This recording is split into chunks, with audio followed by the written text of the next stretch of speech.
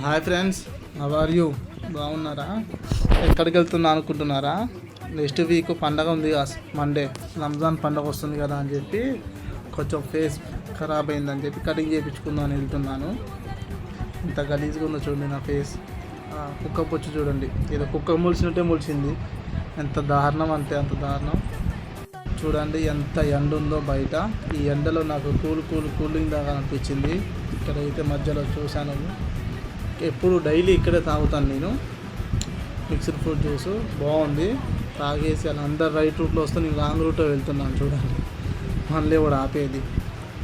వెళ్ళిపోతుంటే ఇక్కడికి షాప్ ఉంటుంది, ఇక్కడ నేను కటింగ్ చేయించుకునేది 3-4 months నుంచి ఇక్కడే చేయించుకుంటాను నేను కటింగ్. వచ్చేసి ఆ షాప్కి అయితే అన్న అడిగాడు ఏంది మరి ఎలా చేయాలి ఏంటి అని. ఇంత నీట్గా చేశాడంటే అంత నీట్గా చేశాడు అన్న. అయితే నేను అనుకోలేదు ఇంత నీట్గా చేస్తాడని. ఇంకో అన్న ఉంటాడు కానీ ఆయన లేడు ప్రజెంట్. అయితే నేను ఉన్నాడు, ఈయన చేశాడు. ఎంత కష్టపడుతున్నాడు నా కోసం కటింగ్కి.